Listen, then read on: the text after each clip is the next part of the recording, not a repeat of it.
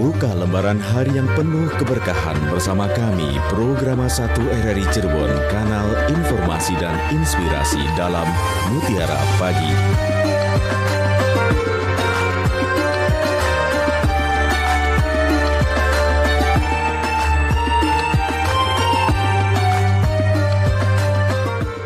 Assalamualaikum warahmatullahi wabarakatuh. Selamat pagi pendengar. Terima kasih Anda sudah bersama kami pagi ini. Seperti biasa untuk mengawali pagi Anda, kami hadirkan Mutiara Pagi hingga nanti pukul 6 waktu Indonesia Barat. Dan alhamdulillah juga sudah hadir bersama kami di sini Ustadz Nasuh Fakih SAGME SY. Beliau adalah penyuluh agama Bimas Islam Kemenak Kota Cirebon dan juga Dai Kamtibmas Polres Cirebon Kota. Assalamualaikum Ustadz. Waalaikumsalam warahmatullahi wabarakatuh. Sehat selalu ya Ustadz ya. Alhamdulillah. Terima kasih banyak Ustadz selalu meluangkan waktunya untuk kami dalam Mutiara Pagi. Dan pendengar seperti biasa juga untuk Anda yang nanti ingin bergabung bersama kami, silakan ya Anda bisa pergunakan dua line telepon kami di 0231 486 atau 0231 Anda juga bisa berkirim WhatsApp-nya di 081 serta untuk Anda yang mendengarkan kami melalui aplikasi RRI Digital, Anda juga bisa langsung berkirim live chat-nya di sana. Dan untuk Anda pemirsa setia kanal YouTube kami, silakan ya Anda juga bisa langsung berkirim live chat-nya di sana. Untuk tema kita pagi ini adalah termasuk umatnya Nabi Muhammad SAW bila rukun dalam keluarganya. Seperti apa dan bagaimana kita akan dengarkan terlebih dahulu uraian dari Ustadz Nasuh Fakih SAGME SY. Mangga silakan Ustadz. Assalamualaikum warahmatullahi wabarakatuh. Alhamdulillah. Alhamdulillahi wa kafa. Wassalatu wassalamu ala sayyidina Muhammadinil Mustafa wa ala alihi wa ashabihi wa junudihi wa ansarihi wal wafa. Ashhadu an la ilaha illallah wahdahu la syarikalah al-malikul haqqul mubin wa ashhadu anna Muhammadan abduhu wa rasuluh shadiqul wa'dil amin. Allahumma salli wa sallim wa barik ala Sayyidina Muhammad wa ala alihi wa ashabihi wa barik wa sallim ajma'in. Rabbi israh li sadri wa yassir li amri wahlul 'uqdatam min lisani yafqahu qawli. Ya Fattahu ya Alim, iftah lana futuhal arifin. Para pendengar setia RRI, Radio Kanal Inspirasi dan Informasi yang dimuliakan oleh Allah Subhanahu wa taala.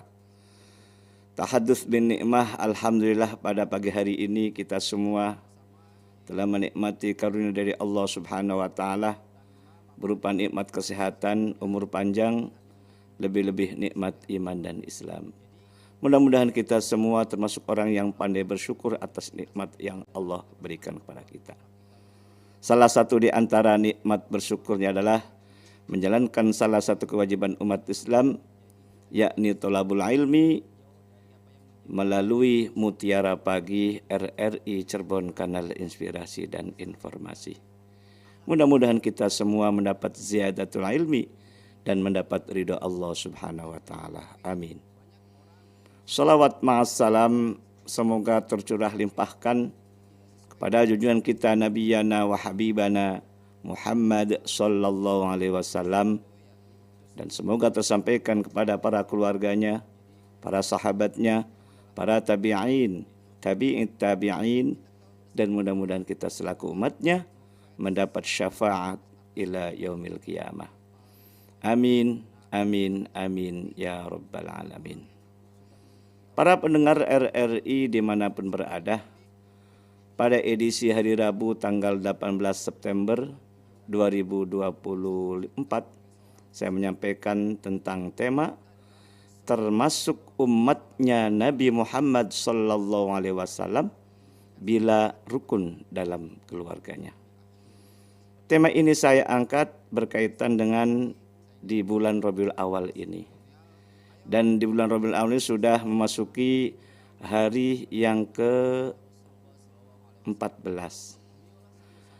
Harapan dan tujuan kita semua ingin diakui menjadi umatnya Nabi Muhammad sallallahu alaihi wasallam, utama lagi ingin mendapat syafaatnya. Maka kita semua alhamdulillah berlomba-lomba untuk mencari syafaatnya melalui apa? Melalui memperingati kelahiran Nabi besar Muhammad sallallahu alaihi wasallam.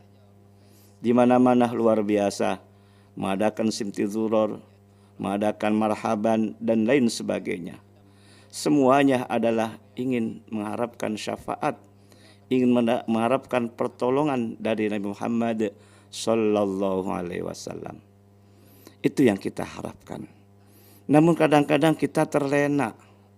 Kadang-kadang kita terlupakan, tidak hanya ingin mendapat syafaat melalui ritual yang agamis tersebut luar biasa, tapi di sisi lain kadang-kadang, mohon maaf, kita sama-sama introspeksi diri, dan saya juga tidak menggurui.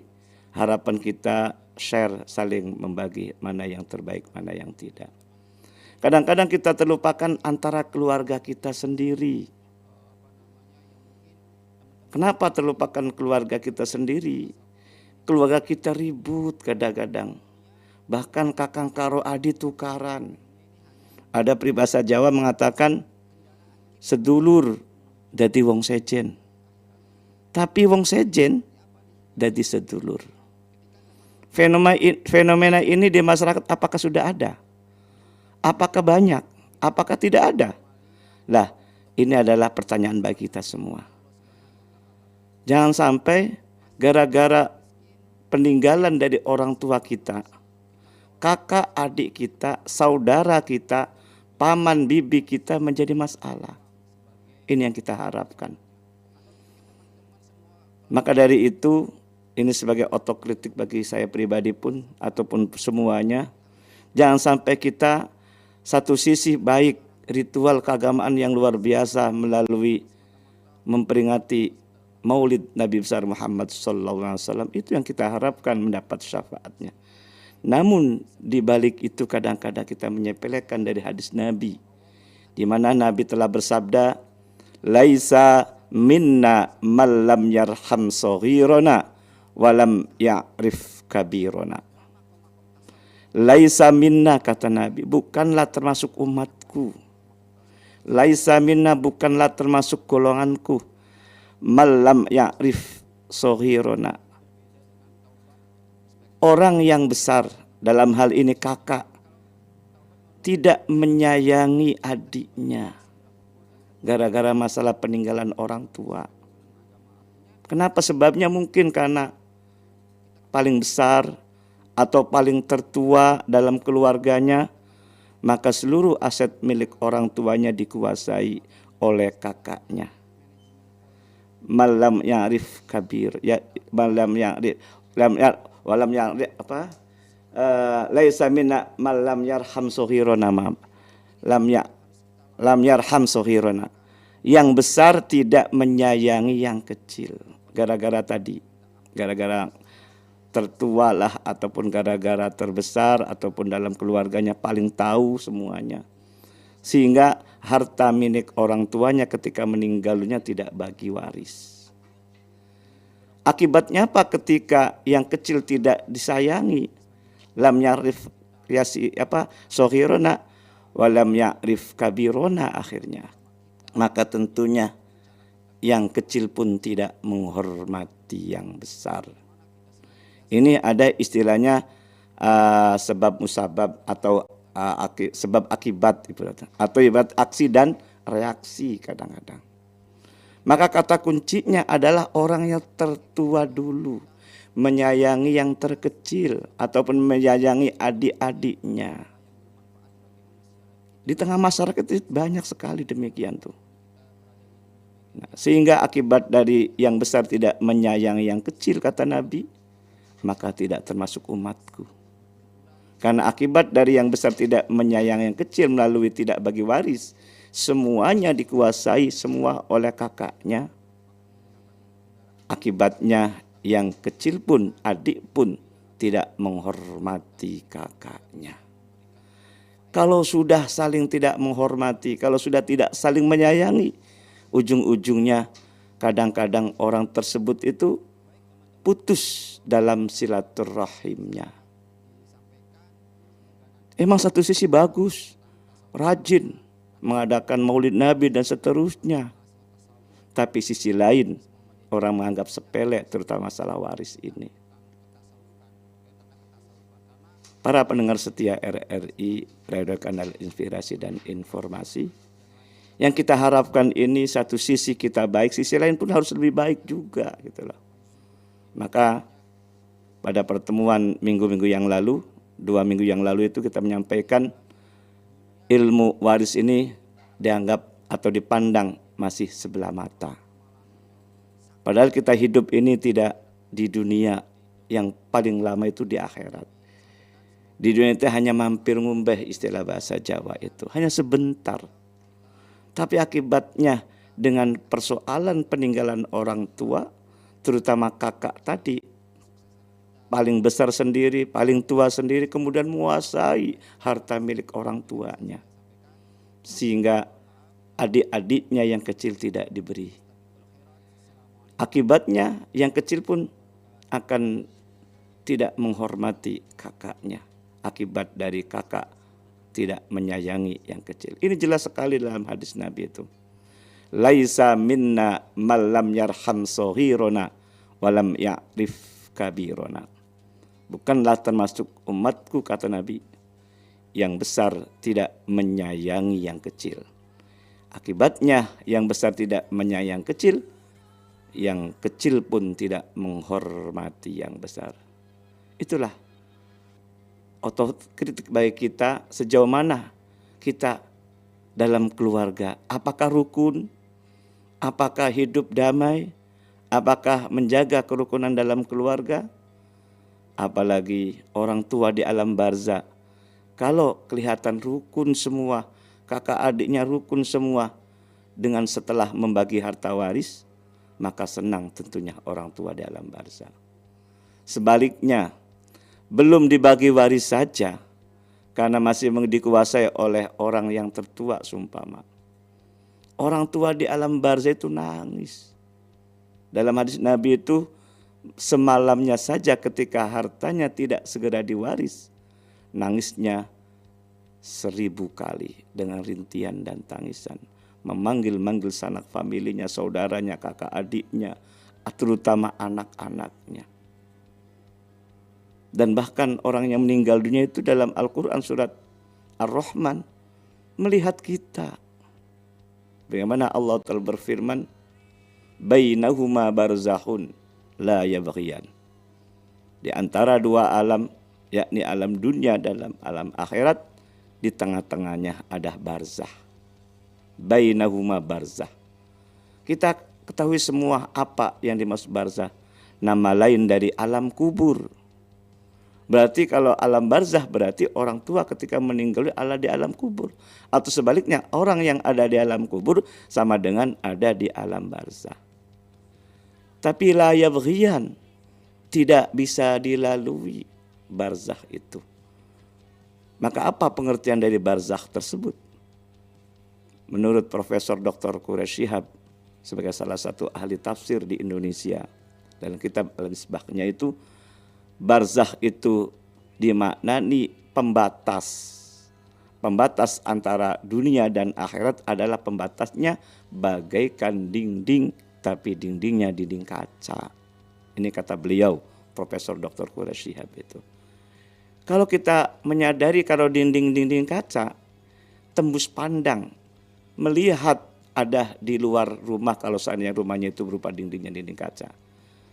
Ini kayak studio RRI ini kan dinding kaca ya Mbak Lisma ya. Kelihatan ada orang lewat atau mobil lewat. Tapi bisakah melalui dinding kaca tersebut? Tentunya tidak bisa. Sama seperti orang meninggal dunia. Melihat kita sebagai orang, sebagai ahli warisnya, ternyata ahli warisnya itu ribut. Urusan masalah waris, rebutan masalah peninggalan orang tua. Malah mau melerai pun susah karena dia tidak mungkin akan hidup kembali di dunia ini. Tapi menyaksikan orang tua itu akibat dari rebutan warisan nangis. Belum dibagi saja orang tua nangis, apalagi rebutan ataupun tukaran, eng-engan kakang karo adik, bahkan kadang-kadang ponakan bibi sama paman. Para pendengar setia RRI Radio Kanal Inspirasi dan Informasi yang dimuliakan oleh Allah Subhanahu wa taala. Buktinya konkretnya banyak sekali. Keluarga menjadi ribut gara-gara waris. Bahkan hari ini saya dapat amanah dari Kementerian Agama mau menghadiri undangan dari Polres Kota Cirebon dalam kasus delik penggelapan milik ponakannya. Urusannya sama ponakan sama uaknya. Siapa dan di mana saya tidak sampaikan, tapi ini sebagai pelajaran bagi kita. Ini ada bukti konkretnya. Ponakan sama uak sama bibi ribut gara-gara peninggalan orang tuanya. Jangan sampai terjadi pada diri kita, pada keluarga kita. Nyata itu. Bahkan sebelumnya pun kita sampaikan, rilis dalam berita di media sosial maupun di TV swasta ataupun dimanapun, banyak sekali kita mendengar, melihat berita bahwa orang tua digugat oleh anaknya. Semuanya modus operandi ini akibat dari peninggalan harta orang tuanya, dari ayahnya atau dari ibunya. Nah, inilah kita harus menyadari demikian. Maka mudah-mudahan kita di samping kita ahli ibadah, kita ahli bersolawatan, ahli membaca Simtiduror, membaca Al-Barzanji, semuanya adalah harapannya kita ingin mendapat syafaat dari Nabi Muhammad sallallahu alaihi wasallam. Namun jangan hanya itu saja. Sebelah kirinya atau sebelah kanannya ini ada mengharapkan ridhonya dari Allah Subhanahu wa taala, mengharapkan kakak adiknya rukun, akur. Ini sebagai tiket bisa dianggap sebagai umatnya Nabi. Kata Nabi ini, laisa minna malam yarham sohirona walam ya'rif kabirona. Kata Nabi sekali lagi sampaikan, ketiga kali sampaikan ini, bukanlah termasuk umatnya Nabi manakala yang besar atau kakak tidak menyayangi yang kecil atau adiknya. Akibatnya tidak menyayangi, adiknya pun tidak menghormati kepada kakaknya. Ini sebagai sains ataupun sebagai warning bagi kita dalam keluarga.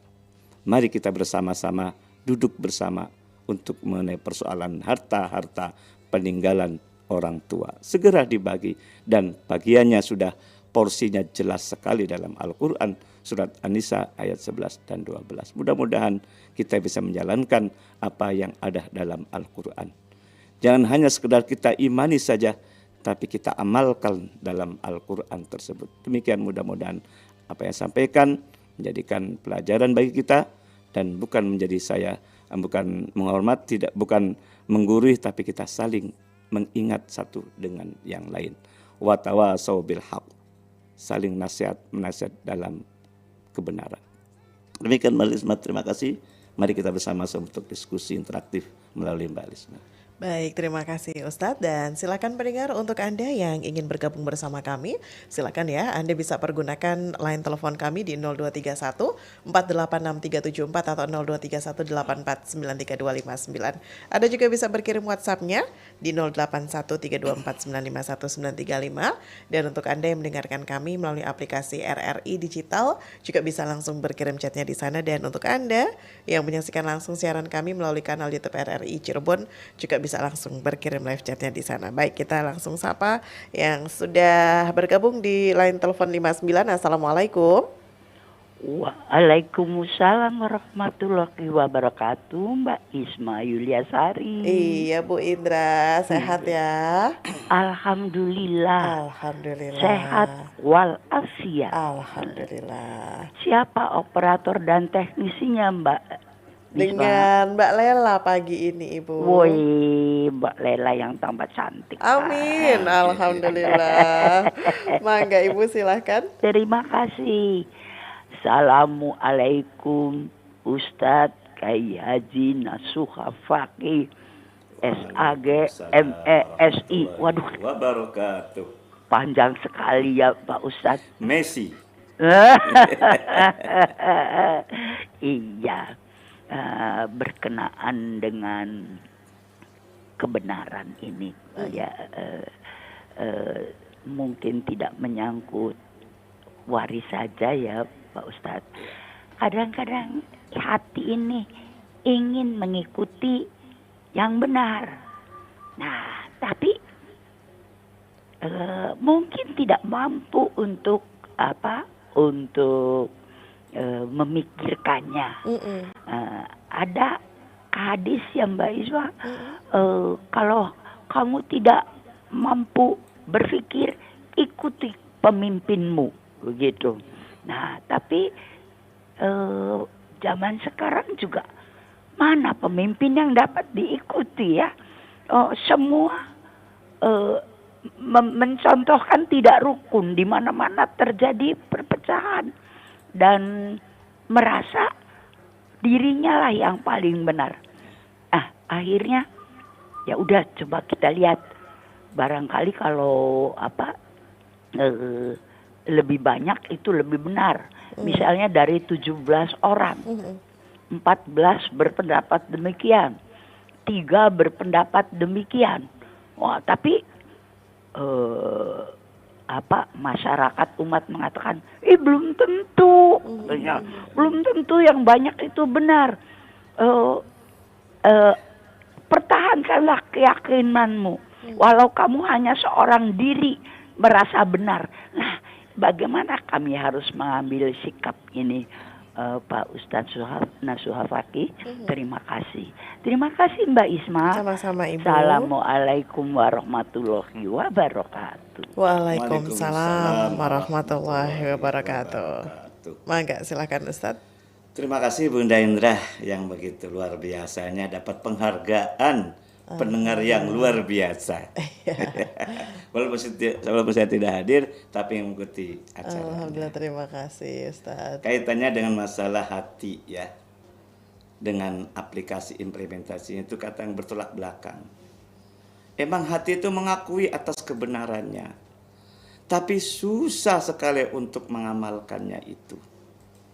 Maka kita mohon maaf melihat dari sejarah atau ceritanya Fir'aun saja, ataupun sahabat dari pamannya Nabi saja, mengakui atas risalahnya Nabi Musa, yaitu Raja Fir'aun. Tapi akibat diri egoisnya, gitu loh. Akibatnya egois itu akhirnya tidak mengimani, tidak mengakui, walaupun dalam hati kecilnya dia mengakui sebetulnya itulah akan kebenarannya Nabi Musa. Sama juga pamannya Nabi Abu Lahab dan lain sebagainya, mengakui atas dakwanya Rasulullah SAW. Tapi akibat dari egoisnya itu tertutup semua, sehingga apa yang didakwakan oleh Nabi Muhammad tidak diterima dan bahkan menolaknya itu. Maka keimanan itu tidak hanya di mulut saja, tidak hanya dibenarkan dalam hati saja, tapi keimanan itu diaplikasikan dengan amal perbuatan. Al-imanu taqrirul bil lisan wa tasdiqul bil qalbi wa af'alul bil arkan. Itu iman yang sebenarnya. Para pendengar setia dimanapun berada, jadi jelas sekali hati menerima, tapi akibat egoisnya tadi akhirnya tidak menjalankan, tidak menerima apa yang didakwakan oleh Nabi Musa, Raja Fir'aun. Apakah yang didakwakan disampaikan oleh Nabi Muhammad, sahabat ataupun orang yang terdekat adalah keluarganya. Itu. Maka mari kita kembali kepada jalan yang benar itu. Sehingga akibatnya itu tidak mampu untuk mengamalkan. Kaitannya dengan pemimpin. Pemimpin kadang-kadang siapa yang kita imani, siapa kita ikuti gitu. Maka kalau kita melihat dalam Al-Quran jelas, al-ulama warasatul anbiya. Ulama adalah pewaris para nabi. Innama yakhsyallaha min ibadil ulama. Orang yang paling takut kepada Allah adalah ulama. Dan kata Nabi pun, jangan sampai terjadi perkiraan Nabi pada 14 abad lalu, umatku di akhir zaman, konon katanya Nabi itu, banyak yang lari dari ulama, banyak yang lari dari ahli fikih.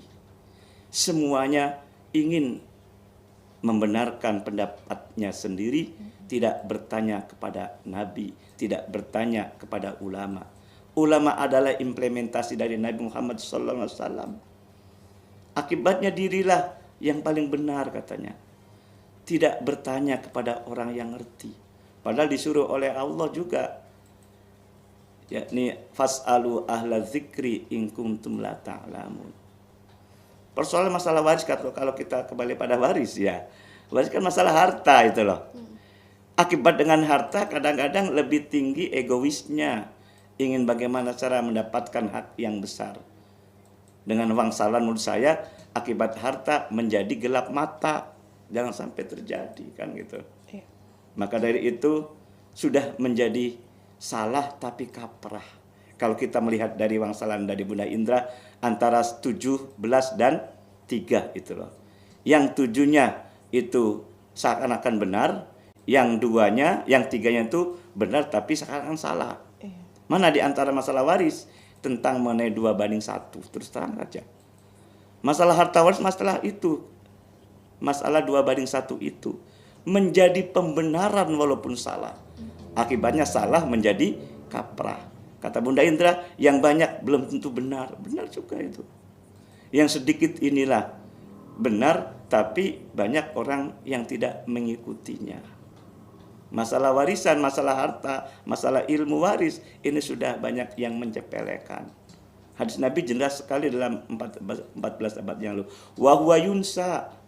Waris ini banyak yang menyepelekan. Apa kita tidak menyadari hal demikian ini? Itulah kenyataan realita di masyarakat. 17 katakanlah tidak benar.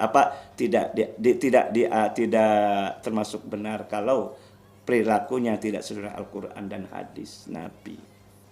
Yang 3-nya ini benar tapi tidak diikuti.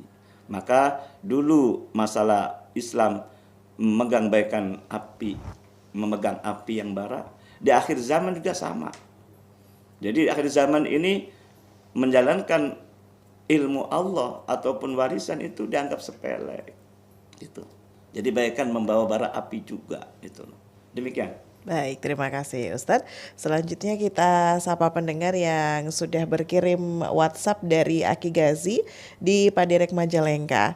Ustadz izin bertanya, apa arti dari Dawul Arham? Siapa saja yang termasuk Dawul Arham ini?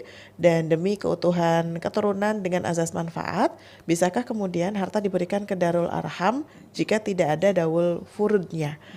Terima kasih Ustadz, mohon pembekalannya. Hatur nuhun Teisma Sami Aki. Mangga silahkan Ustadz. Terima kasih Pak Aki Gazi di Majalengka tentang mengenai Dawul Arham. Ada dalam buku saya. Jadi ahli waris itu secara garis besar dibagi 3. Zawil Furud, Zawil Arham, dan Ashabul Asobah. Kalau Zawil Furud, orang-orang atau ahli waris yang telah mendapatkan bagian pasti dalam Al-Quran. Ada yang dapat setengah, 1/3, 1/8, 1/6, 1/6, 1/4, dan 2:1 itu sudah dipastikan oleh Allah dalam Al-Quran. Sedangkan kalau Zawil Arham dalam Al-Quran itu bukan termasuk ahli waris, tapi akibat dari sebelah dibatasi ataupun diselingi oleh keturunan perempuan. Maka Zawil Arham ini banyak mazhabnya ataupun aliran-alirannya ataupun bagian-bagian. Ada mazhab ahli tanzil, ahli qurba, dan zawil ahli rahim. Nah itulah. Maka kaitannya dengan masalah Zawil Arham itu kalau melihat dari kompilasi hukum Islam tidak termasuk di situ. Sebagaimana Profesor Hazairin dalam memodifikasi hukum kompilasi hukum Islam itu mengambil surat An-Nisa ayat 33 itu ada istilah mawali. Mawali itu semuanya termasuk ahli waris. Zawil arham ini dekat dengan orang yang meninggal dunia tapi dihalangi oleh garis perempuan. Contohnya anak perempuan, anaknya laki-laki, berarti anak laki-laki dari anak perempuan, maksudnya cucu laki-laki dari anak perempuan gitu loh. Itu kategori zawil arham. Jadi semua yang dialingi oleh perempuan itu tidak termasuk sebagai ahli waris, ghairul waris itulah. Maka ahli waris zawil arham ini secara literasi fikih klasik ini tidak dianggap sebagai ahli waris, terhalang. Tapi kalau dalam kompilasi muncul dalam pasal 183 itu tetap sebagai ahli waris dalam pengertian ahli waris pengganti gitulah. Di mana ahli waris pengganti siapapun dari manapun keturunannya tetap sebagai ahli waris. Contoh seumpama mengambil istilah Bunda Indra ya, ahli warisnya 3, Tata, Titi, Toto ya. Anak laki, anak perempuan, anak laki-laki. Tata laki, Titi perempuan, Toto laki-laki. Di saat titinya meninggal dunia inilah punya keturunan, maka keturunan anaknya Titi sebagai zawil arham itulah. Nah, akibat dari zawil arham tidak dapat itulah kalau melihat fikih klasik ya. Tapi dari kompilasi Islam sebagai fikih Indonesia ala Indonesia itu dapat. Sebabnya apa? Dari Tata, Titi, Toto sebagai ahli waris. Dan secara logika saja orang tua dengan anak, apakah ada istilah mantan kira-kira? Nggak ada. Nggak ada. Kalau nggak ada istilah mantan, walaupun Titi meninggal dunia, tetap sebagai ahli waris. Nanti haknya Titi yang sebagai anak tadi digantikan kepada anaknya lagi. Atau cucu dari orang tuanya Titi tadi. Paham ya kira-kira Mbak Risma? Ya. Jadi makanya yang namanya zawil arham waktu saya kuliah pun itu sebagai 2 SKS itu. Karena banyak kontroversi apa banyak madhab dari 3 tadi gitu loh. Ternyata tidak dianggap di Indonesia itu. Artinya kita merangkul semuanya menurut Profesor Azairin itu. Dari istilah mawali itu. Maka ini sebagai jembatan untuk mengakurkan antara paman, bibi, dan ponakan. Dan kan paman, bibi kan ini kan contoh anaknya Titi lah apakah tadi. Secara ahli waris itu terhalang ataupun sebagai ahli waris zawil arham. Tidak dapat kan? Maka anaknya Titi kan kadang-kadang kan dendam. Sama siapa? Sama Tata, waknya. Dan tidak terima sama pamannya, Toto kan gitu loh. Iya.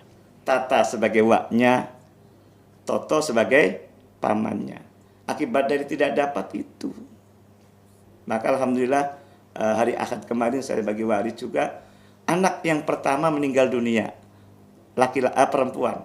Anaknya ada 5. Ketika saya menyuruh kepada ahli waris yang sebagai anak yang masih hidup. Tolong undang semua cucunya atau ponakan yang jenengan gitu. Alhamdulillah hadir, senang itu loh. Dengan bahasa diundang aja senang, apalagi dapat warisan katanya gitu. Bener loh itu.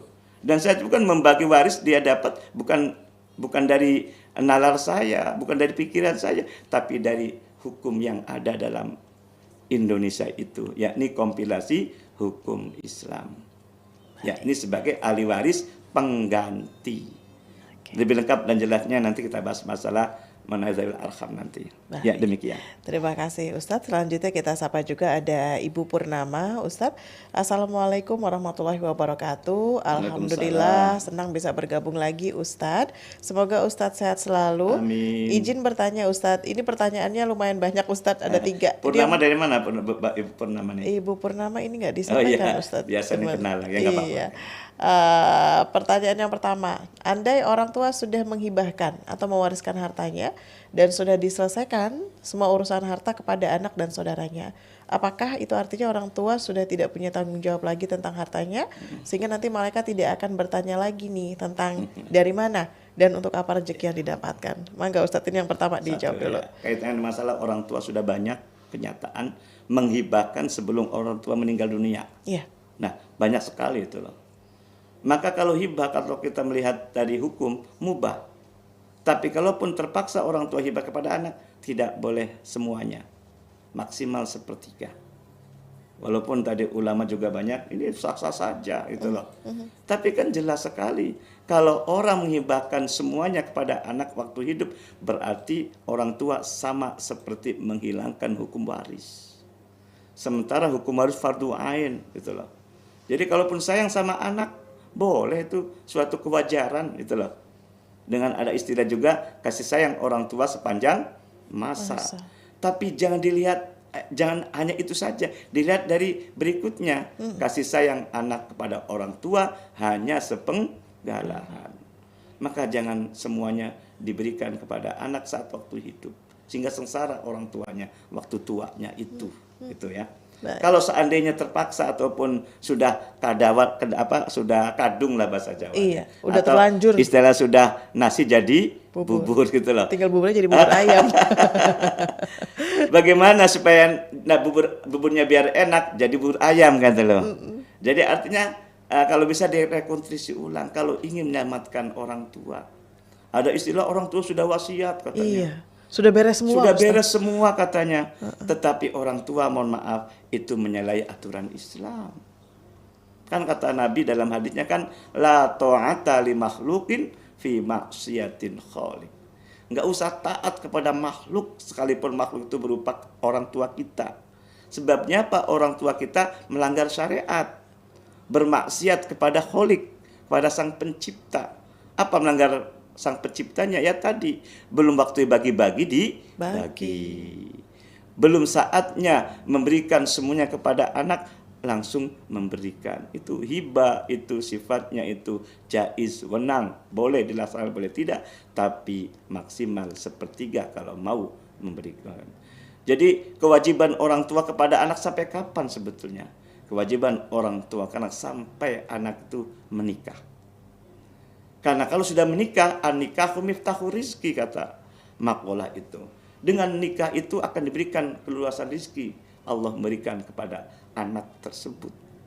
Bahkan kata Nabi, ketika ada anak orang tua kaya, inilah ayahku, tidak. Tapi inilah saya, kata pemuda itu. Baik. Jadi jangan mengharapkan semuanya dari orang tua. Berarti anak itu tidak mandiri-mandiri. Ketika orang tuanya kaya, apakah jaminan anaknya akan bahagia?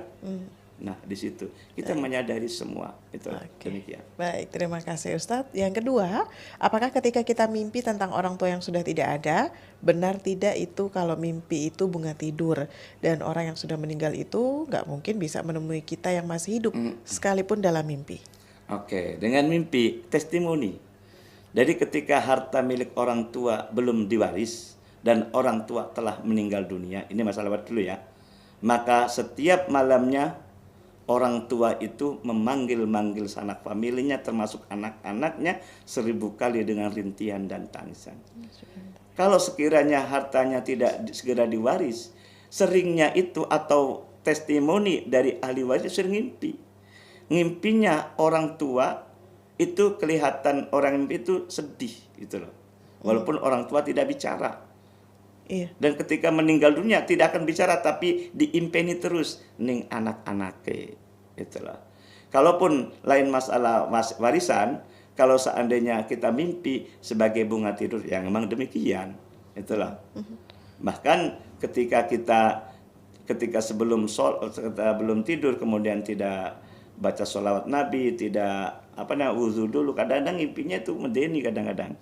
Bukan mengenai orang tua, mimpinya belenak lah bahasanya, itulah. Maka ketika kita mau tidur pun punya kaifiat tata cara yang baik, wudu dan baca sholawat. Baik, jadi bisa jadi memang itu benar-benar pertanda ya Ustadz? Iya, kalau masalah warisan ya. Iya. Karena saya ketika dapat konsultasi dari masyarakat, saya tanya yang paling utama itu dulu, sering mimpikah ayah panjenengan atau ibu panjenengan? Oh iya. Sering datang gitu ya? Sering datang, sering mimpi. Yang kemarin aja dari 5 bersaudara yang masih hidup mimpi semua. Ngimpiin orang tua. Sementara orang tua meninggal sudah lama. Baik. di mana ayahnya meninggal tahun 2012 lama banget ya, Ustaz, ya? Iya, meninggal dunia ibunya itu baru 2023. Oh ya Allah. Baik. Sudah baik, ngimpikan gitu loh. Iya, iya, iya. Dan itu sebenarnya udah pertanda tuh ya. Itu harus realita segera pertanda itu diselesaikan. loh. Oke, baik. Ustadz, pertanyaan yang terakhir dari Bu Purnama. Apakah orang yang sudah meninggal akan segera mendapatkan ganjaran dan azab?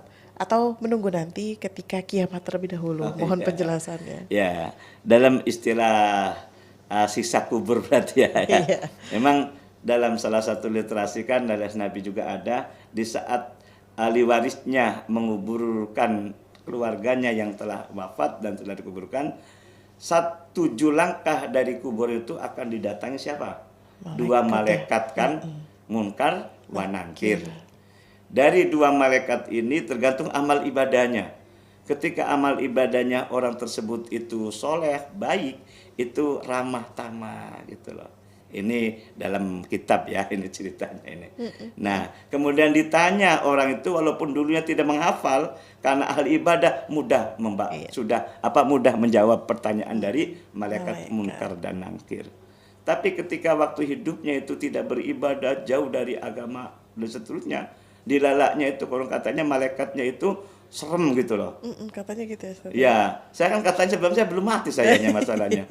Iya kan? Iya, Tapi kan ada literasi dalam kitabnya kan betul, gitu loh. betul, Ini Ustaz. sebagai pelajaran bagi kita gitu loh. Kuburan juga katanya terang gitu ya, Ustaz, ya. Tapi Nggak kalau kalau menyeramkan. tidak menyeramkan itu gelap gulita. Betul, katanya Emang jelas menyeramkan gulita banget. ya. Iya. Nah, tapi ketika walaupun dihafal tapi tidak ibadah gitu, tidak sholat, tapi menghafal karena pertanyaannya 6 kan gitu loh. Walaupun dihafal di luar kepala tapi di saat tidak ibadah ditanya oleh malaikat tidak bisa menjawab. Kalau tidak bisa menjawab terjadilah namanya siksa kubur. Maka kita sebagai anak untuk meringankan siksa kubur orang tua mendoakan gitu loh. Supaya alam barzah orang tua tenang gitu loh. Dan diberhenti siksaan dari malaikat tadi. Wallahu alam bisawab. Tapi yang jelas ketika kita dekat dengan ulama, kita ahli ibadah, insya Allah tidak dihafalkan dari pertanyaan pasti bisa menjawabnya. Dengan bisa menjawabnya, nikmat kubur akan dirasa. Amin. Tapi kalau tidak bisa menjawab dari pertanyaan malaikat akibat dari aktivitas hidup waktu dunia itu tidak ibadah, na'udzubillah, konon katanya tidak bisa menjawab dari pertanyaan yang mudah itu. Apa pertanyaannya? Gampang. Siapa Tuhanmu? Siapa nabimu? Bisa jawab kan? Banget. Kalau sekarang. Tapi jaminankah ketika waktu hidup, ketika waktu di alam kubur tadi ya. Alam kubur tadi gitu. Maka introspeksi diri, mumpung kita masih diberi umur, diberi waktu untuk beribadah kepada Allah Subhanahu wa taala. Baik, mumpung masih hidup ya, Ustaz. Mumpung masih hidup ya. Baik, selanjutnya ada Bu Reni di Plumbon. Assalamualaikum, Ustadz. Mohon izin bertanya.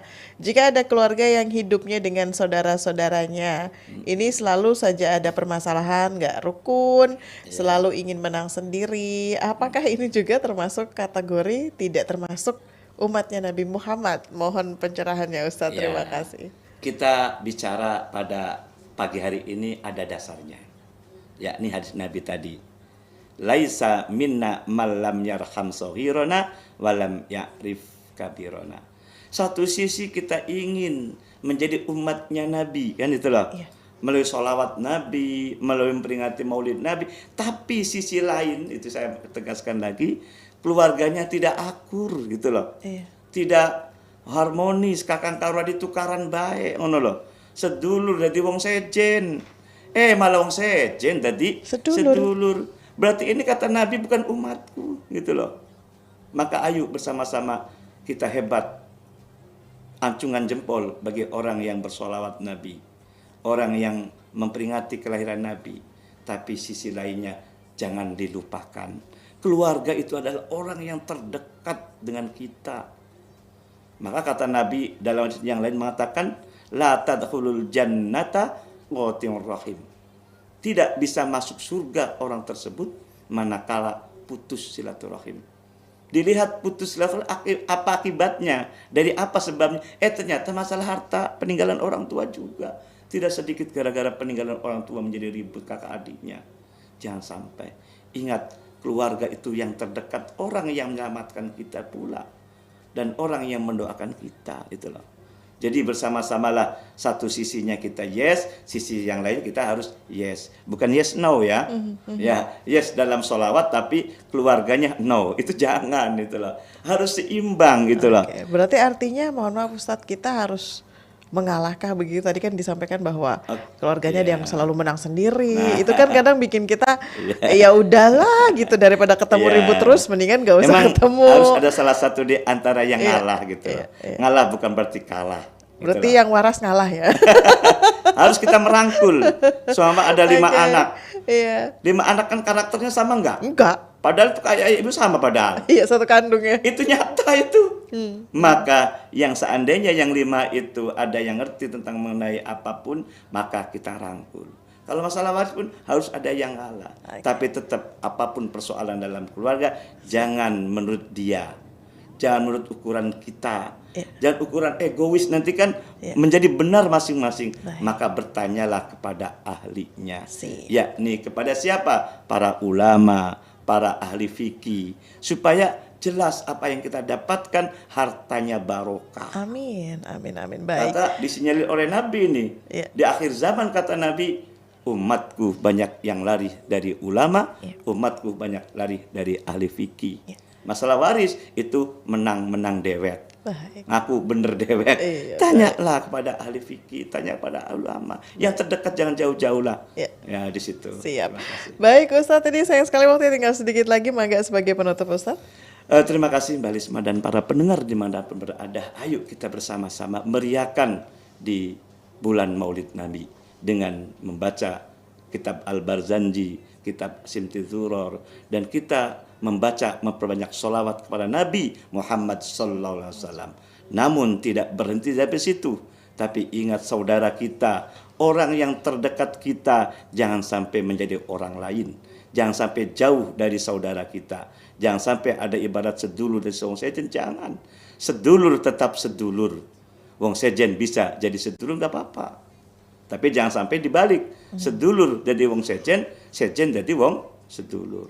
Jangan sampai. Sedulur tetap sedulur, wong sejen boleh menjadi sedulur. Demikian kurang lebihnya, mohon maaf, sehingga kita menjadi selamat dunia akhirat. Wa'alafu minkum, wassalamualaikum warahmatullahi wabarakatuh. Waalaikumsalam warahmatullahi wabarakatuh. Sekali lagi terima kasih untuk Ustadz Nasuha Fakih, SAGMES ya.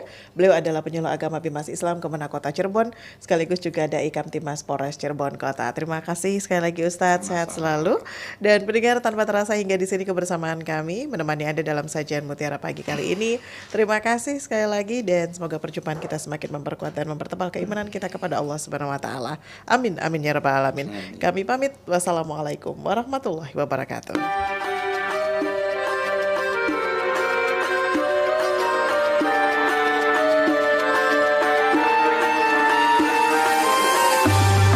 Anda sudah bersama kami dalam Mutiara Pagi Pro 1 RRI Cirebon, kanal informasi dan inspirasi.